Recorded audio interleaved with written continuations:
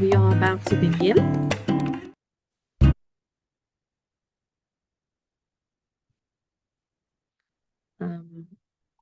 Thank you. All right, good afternoon, ladies and gentlemen, and welcome to today's Tempo Wellness webinar. I'm Wilmarie Joubert, a Tempo Wellness Coordinator with Bestmed, and I'm thrilled to have you with us today. Thank you for taking the time to join the session. We hope that you will find it insightful and inspiring. Please feel free to type any questions that you may have in the chat box, or at the end of the session, we will allow you to unmute and speak to the speaker directly. Today's webinar is designed to help you gain deeper insights into the challenges, behaviors, and developmental needs of children and teenagers, whether you are a parent, a mentor, or anyone working with young people. Our speaker today is Veronica Kekana, a registered counselor dedicated to promoting mental health, emotional resilience, and overall psychological well-being across diverse populations. She has a dual focus on community mental health and corporate wellness. I want to remind our members of their Bestmed Tempo benefits. So if you can go to the next slide, Veronica. These are free benefits available to all our members and their beneficiaries above the age of 16 years. The Tempo Wellness process starts off with a Tempo lifestyle screening that has to be done at a dedicated Tempo partnered pharmacy. You will receive a health report once the screening has been captured, and this then informs you that your Tempo benefits are active and, of course, what area of your life you need to focus on. The benefits that you will receive is 2 consultations with a Tempo partnered biokineticist. They help you with your fitness, and 2 consultations with a Tempo partnered dietitian, and they help you with your diet. Veronica, we are very excited to hear from you today. You have the floor. Thank you so much, Marie. Okay. I'm not going to introduce myself. Thank you, everyone, for joining us. And on behalf of Company Wellness Solutions, my name again is Veronica Kekana, and I am a registered counselor.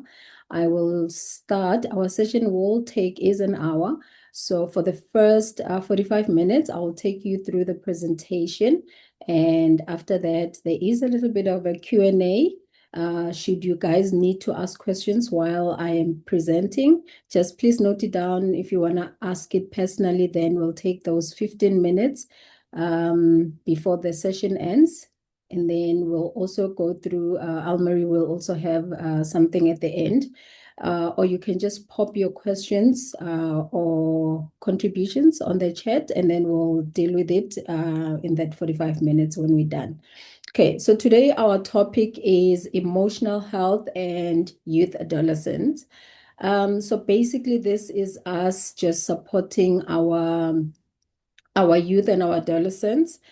So basically, when we talk about youth and adolescents, we're talking anyone between the ages, I mean, it depends though. In South Africa, it's anyone between the ages of 15 to 35. But the World Health Organization classifies them as anyone between the ages of 10 and 19. So it just differs, but we're going to touch on the aspects that speak to all of these things. Okay. So basically, okay, I'm just gonna switch off my video so that you guys can just focus on the screen and on the presentation. Okay, so basically supporting the next generation, through empathy, communication, and resilience, both at home, at school, and in the workplace. Like I said, in South Africa, a youth are also considered 35-year-olds. They're considered to be youth. Okay, so this is the youth and or adolescents and their emotional health. How do we support them? How do we engage with them in such a way that it is emotionally sustainable for them to be in a healthy environment holistically, right? So, and this will help to I think the parents and the youth themselves, it will help to improve focus. It will help improve our productivity as well as how we engage with each other, right? It also will reduce burnout and stress levels. And in saying this, it's when you look at our stress levels, when you look at how we work or how we process stress, everything is interlinked. Our social life, our work life, and our personal lives or our home lives are interlinked to each other. So whatever happens, whether we have family issues, it affects our work. When we have work issues, it also affects our families, right? So basically, we aim to strengthen, teamwork by making sure that, and one aspect or this aspect of our lives as employees, as parents, is actually basically, aligned so that it reduces, burnout, it reduces our stress levels at work, but it's also aimed at building a positive workplace culture where we are able to actually be productive at work without having too many issues that are affecting us. All right. Okay. So when we look at our youth, right, most of the things that they struggle with, and it is most of the things that we struggled with as parents, right? When you look at the emotional challenges that they face today, I would say, I mean, self-esteem and body image pressures is one of the biggest things that our youth and our adolescent uh, children actually go through, that they are struggling with, that they are faced with in today's society, especially when you look at social media. Everything has been so heightened, everything has been, it's so globalized to such an extent that our children are growing up at a faster rate than, people who were born in the 90s or whatever earlier, way before the 2000s. Will understand. Everything was a bit more slow paced. There wasn't so much social media prevalence back then than it is now. And that means now kids are susceptible to, social comparison way earlier also in life than they would have. And they're also even, susceptible to other pressures, image pressures, how they look and all of those things at a younger age than they, ideally, from a developmental stage perspective, they shouldn't be worried about those things.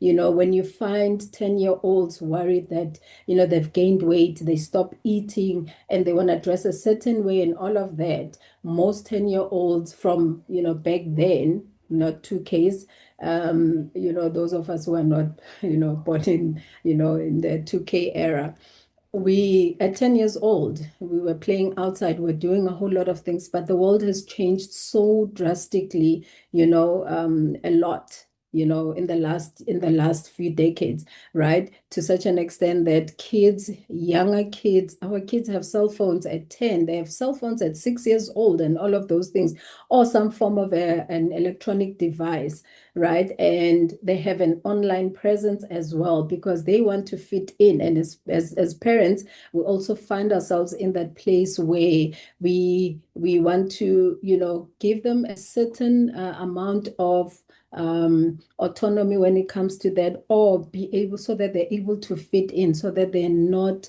they get that exposure, they're able to relate to their equals, and they speak about the certain things or a certain type of interest and things like that, so that they're able to to explore their identity, right? To find where their values are, their friendships and their personal interests. That means then they need to be connected at some point or another, right?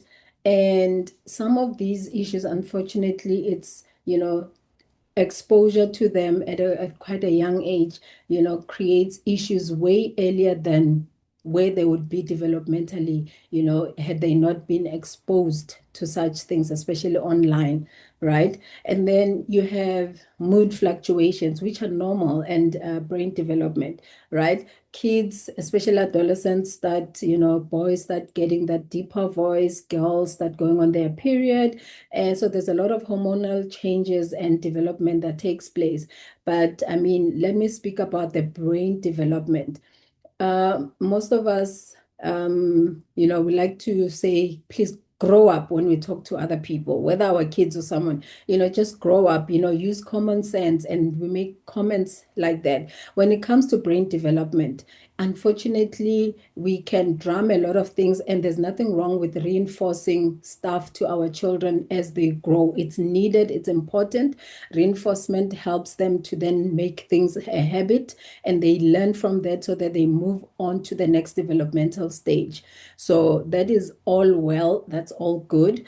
But we need to understand that when it comes to brain development, when it comes to girls develop way in full brain development for girls okay around, I mean, mostly around age 21, they are okay. But when it comes to boys, it can go all the way to 27 for full brain development to actually okay. So most of the challenges, we need to understand that whatever is happening to them, their brain can't comprehend or wrap itself around those things. And certain things haven't fully developed in their brain functionality for them to be able to process or even understand. Hence, we are there to make sure that they don't engage in certain activities or certain things that are, way above their age, because their brain development is not there. They don't understand.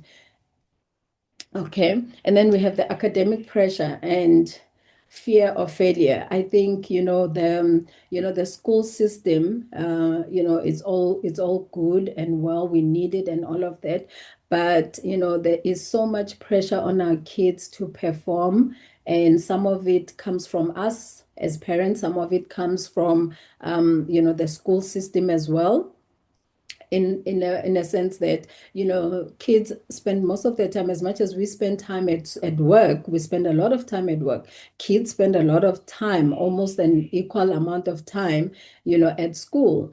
And they get home, and sometimes due to homework or whatever else extra stuff that they need to do, they left with very little time to actually engage in out of school activities. And by that, I mean, to be able to go outside and play and enjoy, because then they have to get home, eat, do chores and whatever, those who have chores, and then they need to get on, they have to do homework and prepare for the following day. That leaves very little time, in between that and extracurricular activities.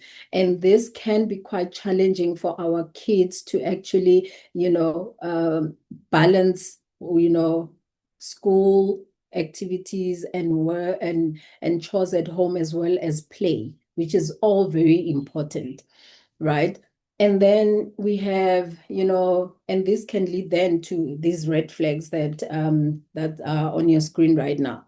So we find that some of our kids were, they grew up very extroverted, and then they start withdrawing from their friends, they start withdrawing from family, they starting now. And this doesn't mean that it's always something is wrong, by the way. It doesn't necessarily mean that. As much as these are red flags, sometimes it's just developmental red flags. So we need to be able to see, and our kids, we need to pay attention, we need to be so aware of how they behave, and if there's changes here and there, we're able to address it, right? And then this one is a biggie, sudden drop in school performance. And this could be that it's just, excuse me, way too much work. It could be the child is not able to process what's in front of them. It could also be a sign that there's maybe neurodevelopmental issues or whatever it is. And then there is, the constant irritability. And I think this goes, if you have a teenager, this is a big one. They are constantly, irritable, and they have these feelings of hopelessness and this unjustifiable anger, where they are always mostly angry at something or someone. Every little thing that happens around them, around the household, at school, with teachers, with friends, it just ticks them off. And they need to blow off that steam, basically. So all of these red flags, and sudden risk taking, substance abuse, and engaging in unsafe behaviors, And this also goes with the developmental stages of where they are in terms of their, physical development. Hormones are everywhere. And we need to be able to, when we are aware as parents as to, which developmental stage our child is in, and we have measures in place to be able to identify that, okay, this has nothing to do with me. And it's also not really them. They are not being, um, at home. They're not being defiant, or they're not being, what do we call it? What's the right word? Okay, it just escaped me. So kids are not being defiant, and sometimes it's not just behavior, but it's just developmental issues. And like I'm saying, when we know where our children are in terms of their developmental stage, when we are proactive, when we are very aware of how their development affects their behavior, it makes it easy for us as parents to be able to deal with the behavior, to be able to label it for what it is, and instead of also absorbing it, instead of also counter transferring and returning that irritability to them, that anger and all of that. Another one, sleep changes. A lot of teenagers, especially, they start sleeping more. And yes, their brain needs it. There's always hours, hence they say we need at least 8 hours of sleep a night. But obviously, teenagers need more than adults. So when you find that you're a teenager, and here there is a risk, right? When it comes to sleep changes, right? And loss of interest. Basically, this could be a sign of depression. When your child sleeps a lot and weekends they sleep more than what is regular, or what we call normal sleeping patterns, then you need to worry as a parent, because then it means, there might be, depression there, especially when it's coupled with that loss of interest in hobbies, when they don't want to do anything, they don't want to engage, they don't want to go anywhere. They're always wearing their hoodies and covering up all the time, even though it's like the middle of the day and it's hot and they're wearing their hoodies. They are trying to hide something, you know. And I feel that as parents, it's okay to, probe further. Like I'm saying, let's be aware of where our kids are at, who their friends are, what they do, who they hang around with, and things like that. And then there's also the self-harm. I mentioned hoodies. There is, some research that they're trying to do, that have pointed to the fact that, when in these hoodies, underneath these hoodies that these teenagers and young adults wear all the time, whether it's winter, summer, spring, or whatever, they don't care. Sometimes it's because, and we have seen this, that they are sometimes engaging in self-harm. Most of them cut themselves a lot, right? Hence, they cover up so that you don't see it. And when your kids, they are okay with you walking, they were okay with you walking in on them, dressing or taking a shower or whatever, and they start hiding and they start telling you, no, you can't do that. Don't come to my room. Why didn't you knock? And they start getting very defensive about that. You should get worried a little bit, because yes, as much as yes, they are growing up and they want that, they want their independence and their autonomy, which is okay. But when it is more defensive, as if you've committed some cardinal sin when you walk in on them, they might be hiding, the self-harm, which is cutting. Most of the time, if you can check, they cut on their wrists, they cut on their this area between the elbow and the arm. So they cut there, they cut in between their thighs, they cut in places where you wouldn't normally notice. So on their thighs and things like that. Then speak to someone and get help for them, right? And then we have your healthy emotional development signs. And these are obviously independence and self-expression. When kids are able to, and this is up to us as parents, we need to allow them space to actually grow and express themselves. And sometimes I know that self-expression sometimes doesn't sit well with us as parents because it's out of the norm for us. Not that it's wrong or right, but it's not something that we are familiar with or something we wouldn't do. And therefore, sometimes we tend to judge as parents because how they express themselves, whether the way they dress, they change the color of their hair, or they want to pierce, and all those things, right? Allow that because it's a stage. Most of these things within reason. I'm not saying let your kids harm themselves or let them do things, but within reason, and find out the reasons behind them wanting to engage in a particular self-expression aspect. Find out what is prompting them, what interest do they have, why are they interested in doing that particular thing, and all of that, right? And then teaching them how to regulate their emotions. This one is very important, and it's not just for them, it goes both ways. As parents, we need to learn to regulate our emotions. And I know that teenagers and young adults trigger parents so much because most of the time they're just a reflection of how we lived our lives, right? How, what we put our parents through, and or our caregivers. And sometimes it is hard. It is hard to look at your child engaging, in certain things or not being able to regulate themselves. But sometimes they're also emulating the behavior that we exhibit at home, or even their friends or teachers and things like that. So being able to emotionally regulate will help them to recover, from conflict. It will also help them to engage in conflict because conflict is normal. There's nothing wrong with conflict, but how it's done. That's where then we measure if a child is has a high EQ or not. So making sure that we teach our kids how to recover from conflict when they've had a fight with a friend and things like that. How do we, teach them to say, okay, so sit down with them and give them options, show them how to model that positive conflict resolution, even at home. Do it with them, do it with all the other kids, or your partner or your wife or husband or whoever is in the house. That helps them because when you model things, it helps them to actually then copy that because what they see is what they will do, right? And then we have obviously there's the curiosity and identity exploration, which can be very scary for a lot of parents. And it should be, because it's it's how far can they take it?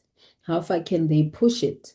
You know, and that can be quite scary, but allow them to be curious within the boundaries of the family rules, not just to go overboard, but allow them to to do it and be curious about it and find out from them instead of criticizing. Just find out why the interest in this thing. What do you hope to gain? What do you think, when you identify as this, when you do this, when you explore here, when you look at this, what's your interest in this thing? And you'll be surprised to learn something from them as well. you know Another thing is we need to help our kids to build supportive friendships. Most of the bullying that happens, it happens within the friendship circle, and we don't call it, it's just basically toxic positivity. And but even the bullying is there, where the other friends start ostracizing the one friend, or even talking behind their back, opening up a WhatsApp group and excluding this one friend and all of those things. And those things are, then they will affect our kids, how they develop emotionally, because then their value is at stake. Why am I excluded? What's wrong with me? And all of those things. Also encouraging our kids to, our children to ask for help when they need it.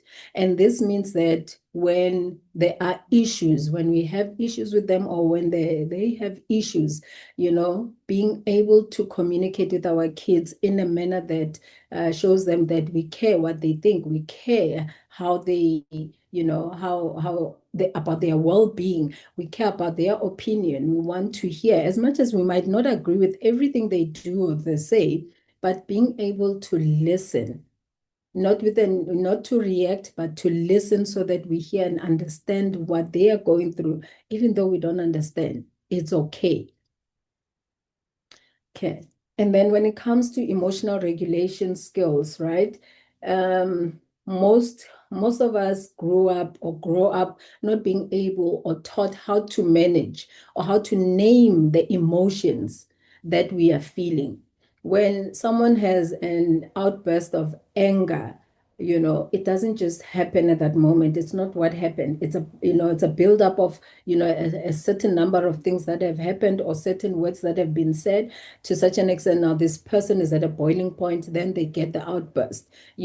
So anger doesn't just happen as anger. It's not that, oh wow, she blew off. She didn't. What happened? What's underlying that anger? What's on the iceberg? You can see the top of the iceberg, but what's underneath this iceberg that led to the outburst? So teaching our kids to name emotions instead of reacting, and this, like I said, goes both ways. As adults, we also need to do the same thing, because modeling is very important for our children to be able, you know, to then go out into society and be able to reenact what they have learned at home. That's how they learn to socialize. And we can also teach them, deep breathing exercises to ground themselves when they are feeling angry, to leave a situation, to teach them to leave a situation. And that means we also need to do the same thing, because they need to see us. As much as we can say it, unfortunately, kids don't do what we say as much as they do what we do.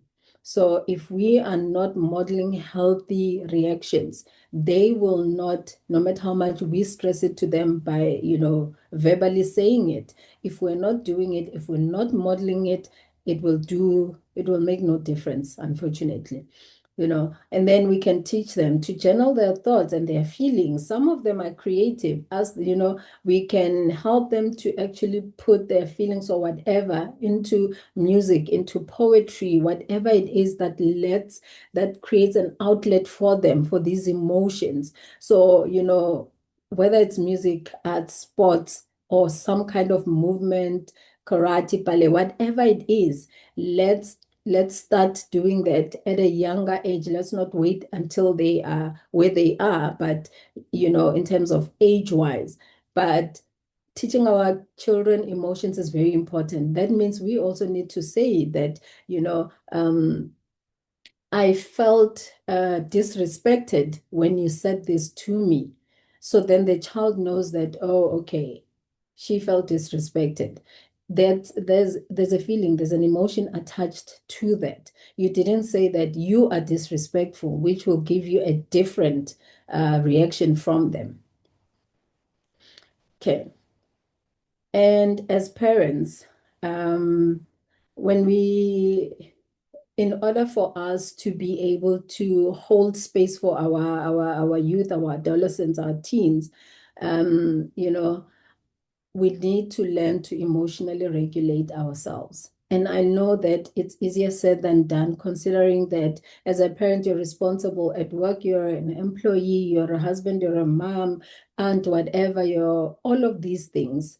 And it is a lot. I'm not going to lie to you. And I'm sure while I'm saying this, all of you are feeling the year-end fatigue has set in, because it is the end of the year and it starts building up around October.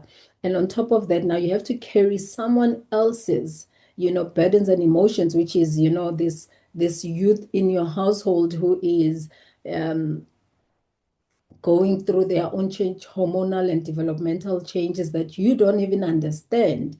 And they can't even articulate because they're just reacting to everything.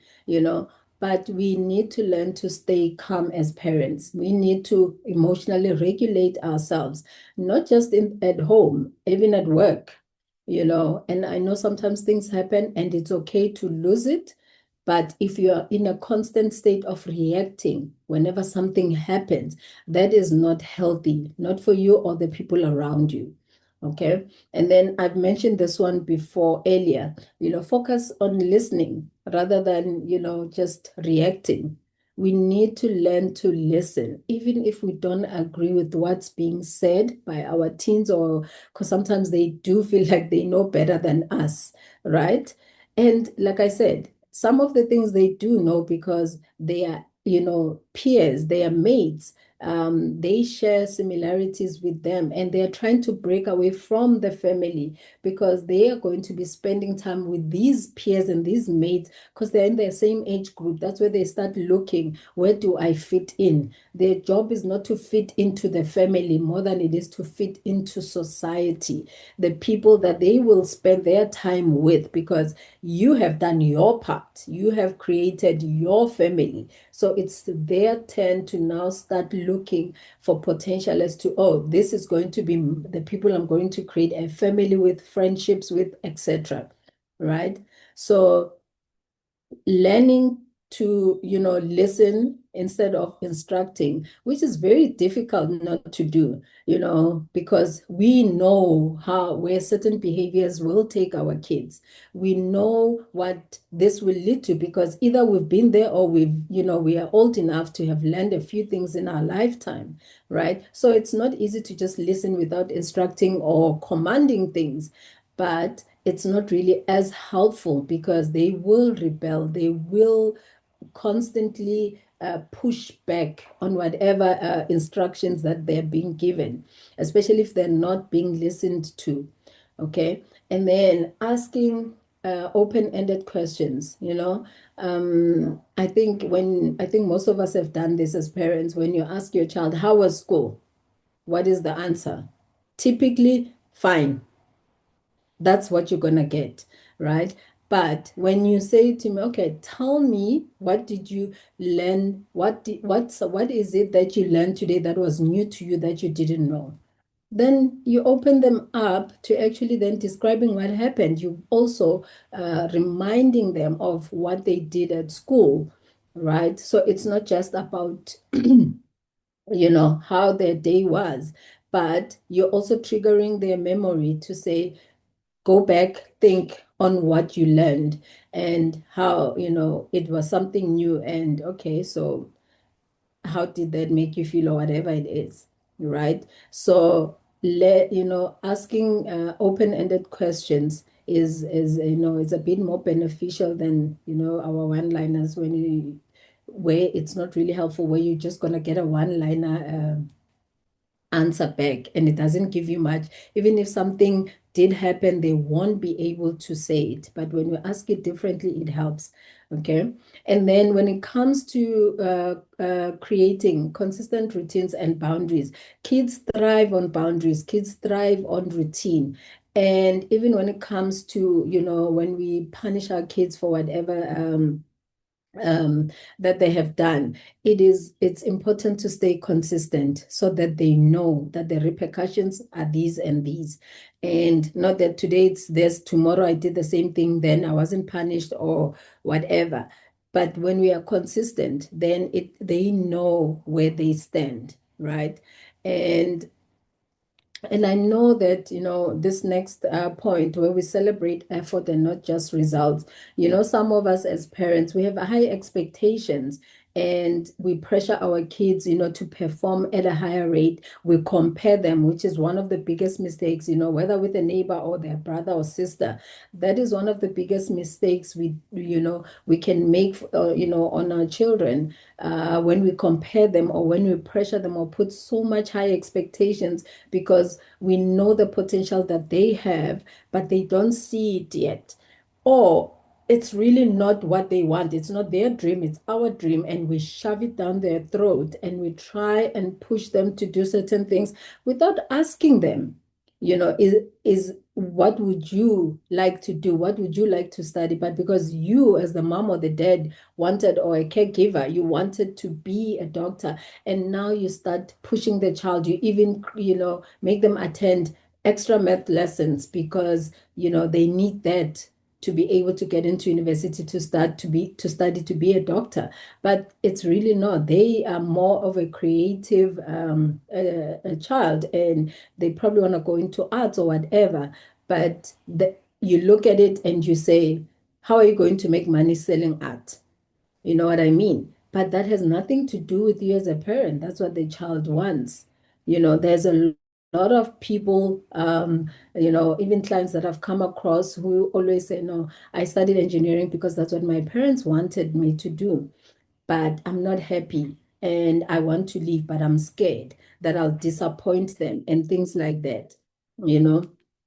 So let's, try and let our kids be kids. Let them choose what they want. We choose what we wake up, we drink coffee for one coffee, no one shoves it down our throats. They also have, we need to allow them certain rights to be able to exercise, to tell us what they want without us shoving things down their throat, because then that also keeps their communication lines open for them to be able to be honest with us and tell us where they're at, for them to come to us with with their problems and all of that.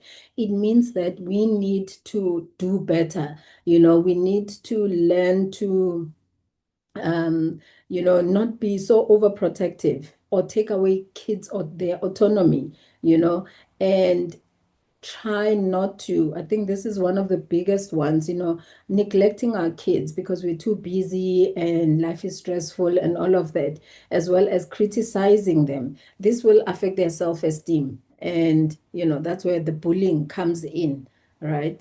And having to deal with that, most of I mean, it still happens in the workplace.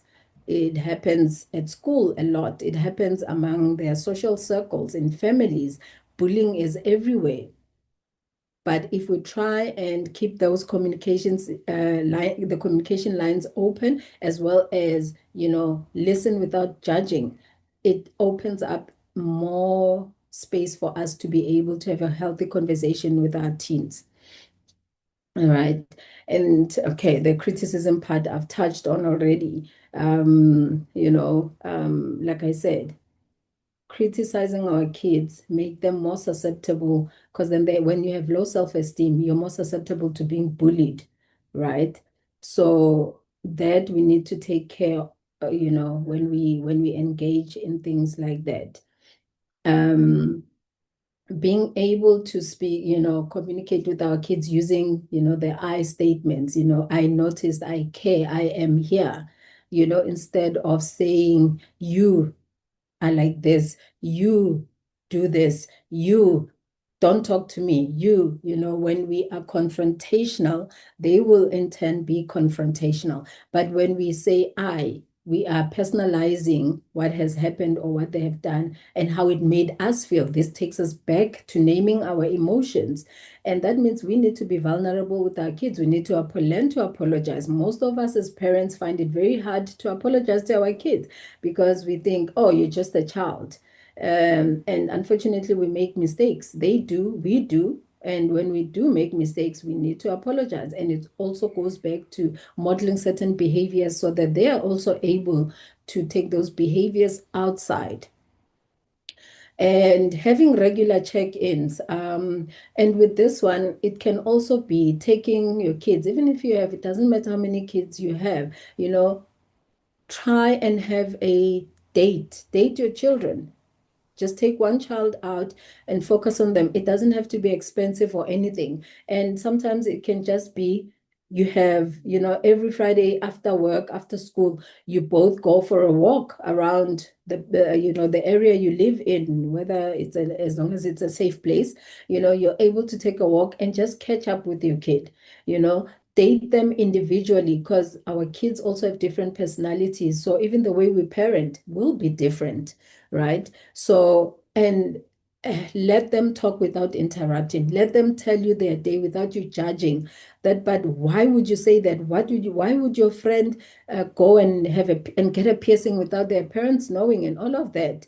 As much as you might be boiling inside, try and keep it in, listen, because you will learn a lot, from them. You will also get to understand, they'll be able to speak freely to you without judgment. And you can go to therapy, then talk about what your kid said. But some things, don't say it in front, to their face. No matter how gobsmacked you are, take your smack and take it to your therapy and tell your therapist that, my son said one, two, three, and my ears, flame came out of my ears, and rather talk to someone else about it, but let them open up to you and listen without judgment. Okay. And then we need to help our kids build resilience. And like I said, this one goes back to the bullying that happens, right? Most of us would like to, if our child is being bullied, would like to just go and, do a few things that I won't mention on the video because it's recorded, and also because this is a corporate presentation. There's things that would want to do child who is, bullying our child, but it is better if we help them solve the problem. When we know the kind of bullying that is happening and all of that, obviously this doesn't mean saying it's okay, but it means, okay, this is what's happening. Let's explore ways to deal with the bully, which obviously also involves speaking out. It also sometimes it might involve, taking your child for self-defense classes to boost their self-esteem so that they're able to speak for themselves. So most of this needs us as parents to be proactive in how we protect our children from certain things that are happening in the environment, because we can't be at school with them. When they're at school, we need to be able to know that our kids have, enough of a fight. They're assertive, they have confidence in themselves to speak out. Some kids will not even tell the teacher because they're scared the bully will obviously escalate the bullying tactics and things like that. And they just let it happen to them for the rest of their lives. And that means they get to the corporate place and they get bullied, and it just keeps happening and happening. And that on its own has its own repercussions and negative um, things that will happen to them, even at work. And obviously, I spoke out on modeling healthy coping mechanisms at home. So being able to regulate ourselves as parents, being able to resolve conflict at home with the family members teaches our kids how to do that in the home and with their friends and at school as well. Right. And then it's okay to also highlight the progress, their strength, speaking certain words to our children. When you see your child helping the other child with homework without you asking, or making them food and all of that, say it. Thank you. Thank you for helping your sister. Thank you for helping your brother. I really appreciate it, or whatever, but just say it. Those little things go a long way, right? And sometimes our kids will fail. It's okay. That builds resilience. Success doesn't necessarily build anything, but it is from failure that we actually are able to bounce back. We're able to also build our resilience, meaning next time I fail, I know exactly what to do. My parents have taught me, because this has happened before. I know how to bounce back, even way after when they've left home and whatever. They're able to bounce and be resilient without them feeling like this is the end of the world. Social media. I think this is also a biggie, like I said in the beginning, where social media has brought on a lot of negatives. It has its positives, but in my opinion, it is more negative than it is positive, considering how much it has led to more of our youth and our tweens being more suicidal than they were a decade ago because of all these social media hype and all of it, that what they promote and all of these things, these lifestyles, unrealistic features, and all of it. So at home, I think, and as parents, we all need to like set tech-free zones. Kids shouldn't be watching be on their screens, whether TV, tablet, whatever it is, before bedtime. They need at least an hour for the brain to actually erase whatever has happened because of all those images. They do certain things, and they disturb the the making of melatonin, which helps us to actually fall asleep. So it disturbs that hormone from actually coming because of all those colors and the jumpiness of everything that happens on screen, the things that they watch, that constant scrolling and all of that. It's not very good for us, right? So they need to at least have a minimum of an hour before falling asleep to remove, that screen time, the effects of that screen time, but ideally 2 hours and then or more. And being able to do hobbies, outside of the online world, encouraging our kids to have real friends outside and friends who are healthy, holistically as well, right? And boundaries, teaching them boundaries, on oversharing and what kind of things that they're sharing, because it happens more often than you guys would know that your children are actually sharing inappropriate or not so appropriate content, and I mean lewd pictures to people they've met online or even boyfriends and girlfriends and things like that, So being able to sit down and educating them on that is very, very important. Watching movies and even watching what they watch on screen, just see where they go to, what pages they follow and things like that, and ask them questions to encourage critical thinking, right? To say, when you see a particular image, ask them, what does this mean for you? What are you seeing? What do you think about this and all of that? And let them explain to you so that you understand, and then you're able to also, you know, uh, teach them certain things about being safe and, and how they view certain things so that it doesn't affect their confidence and their self-esteem, right? Okay.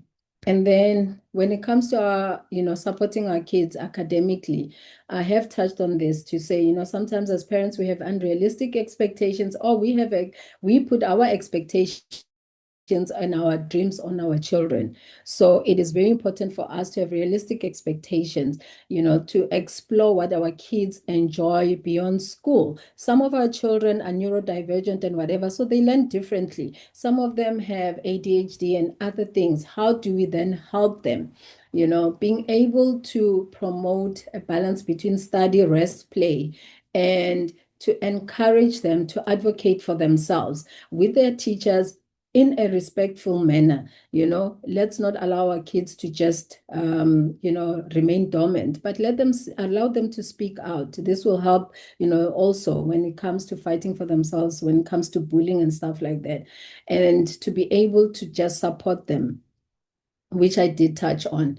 And obviously, seeking support from, counselors, psychologists, and being proactive as parents, even if there's nothing wrong with your child, encourage them to either find them a mentor or let them see a psychologist or anyone, even if there's nothing wrong. Let's not wait for the time when there is something wrong, but do it just in case. It helps.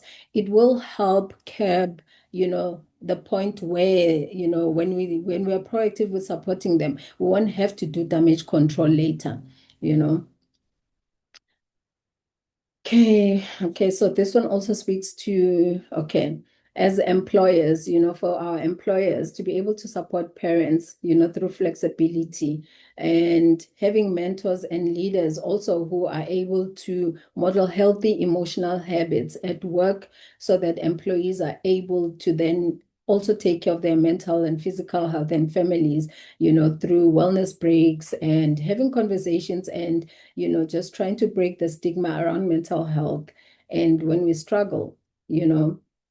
So all that support is very important. And okay, so this is our last slide. With empathy, patience, and support, informed support, we can be able to build resilient youth who feel seen, valued, and empowered. But it means we need to be aware ourselves so that they don't trigger us and then it creates chaos. Thank you so much. And now I will hand it over back to Vilma. Vilmarie.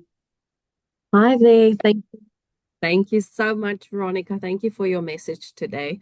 And I think it's an important one, just learning how to support our children and especially our teenagers. I want to ask our participants today, please take out your phone quickly, scan the QR code, and just complete a quick survey just to tell us your feedback and your experience of today's webinar. We would really appreciate that. And then, as the norm, we are going to do our quick competition on the Temple Wellness webpage quickly. So how it works is I'm going to ask a question about our webpage. You can use the chat box to answer the questions. The first person that answers the questions correctly, I will then contact you and you will win a prize and I will send it to you. I want to ask our previous winners, please give the others a chance as well so that all of you can get a chance to just win and yes, participate in our challenge. All right, so the first question I'm going to ask is if you go to www.bestmed.co.za, you will get you will see the Tempo webpage. When you click on what is Tempo, there's different screening options. It tells you about what is Tempo. It gives you nutritional information, physical information, and even emotional wellness information. So, under which tab on the side would you have to go and look for the webinar recordings? Every month after our webinar, this webinar recording is placed onto the webpage. So I need to see if I want to find it under which of the tabs. Ruzan, yes, Ruzan Meyer, thank you. That is the correct answer. What is tempo? If you click on what is tempo, you will get all the information, including the video recordings. So, Ruzan, you will definitely get the email from me, and I will then be in contact to deliver your prize. Question number 2, I want to find out under which tab will I find a list of all the registered Tempo partnered dietitians? If I want to contact a dietitian to go see them about my diet, where will I find a list about who is registered? Christy Lowe, yes, you are correct. It is nutritional well-being. You are our winner for the second prize. And then the third question for today. Now, this is a tricky one, so listen carefully, okay? What is the cost per member for the Tempo benefits? What is the cost? What are you going to pay? Luzon. That is correct. Everyone, yes, Luzon, but that it is for free. Thank you so much. That is correct. You're not going to pay for it at all. All Tempo benefits from the Tempo lifestyle screening to the dietitian to the biokineticist, all for free. You don't pay a cent. So that is very important information to have. So before we wrap up today, I want to ask, is there any questions to Veronica? You can put up your hand if you want to speak to her directly. You can type something in the chat box if you have a question. Please let me know. Let me just take a look if there is a hand up.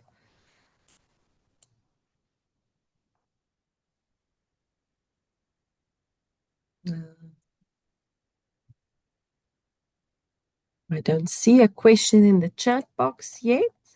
Mm. I don't see a hand up. You can raise your hand if you want to be unmuted. If you have a question or a comment or anything that you want to add to today's webinar.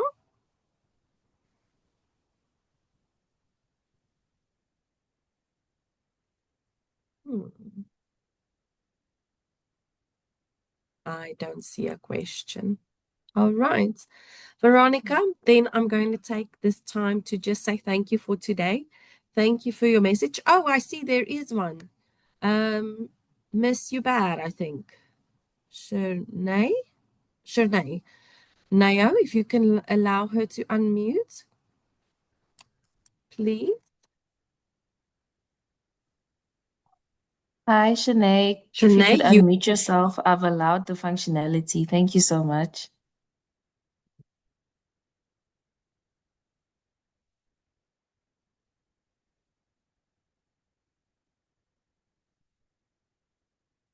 Shernay, you can unmute and speak to us.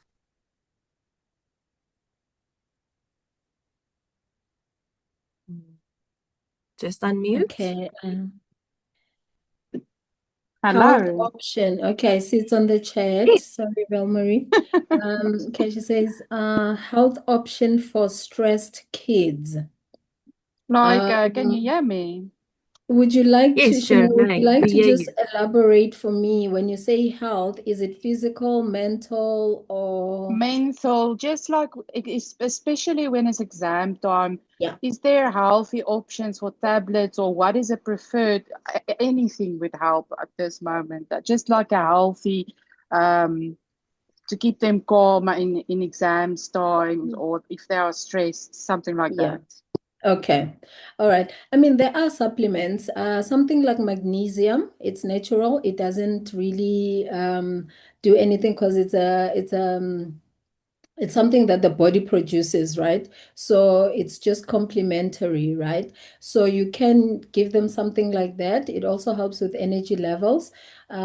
Spending time in the sun is also very helpful, right? And being able to just teaching them also to study for an hour, depending on their study patterns, study for an hour and take a 15-minute break, stretching, deep breathing exercises, just walking barefoot in the grass or on any surface for that matter. So for them to be able to, and eating healthy, just try minimize a lot of junk.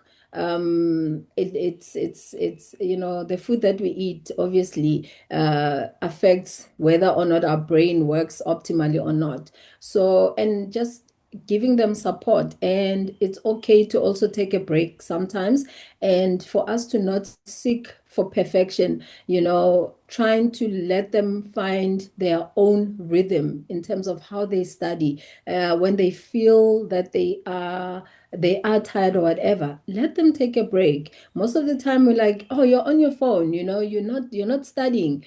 But you find that some of them actually study better with headphones on, with the music playing in the background. They're able to absorb. So our brains work differently. So let's be, just being able to support them with whatever works for them. And yeah. So yeah, I think those are some of the things that I can suggest. Thank you so much. Okay. Thank you. All right. Thank you, Veronica. I don't see another question or another hand. If there's someone else that has a hand or a question, you're more than welcome to ask us.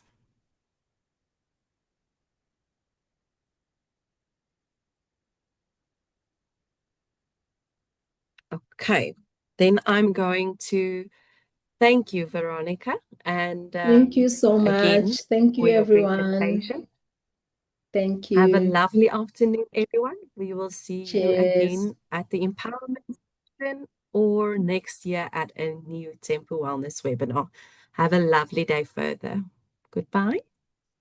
Bye.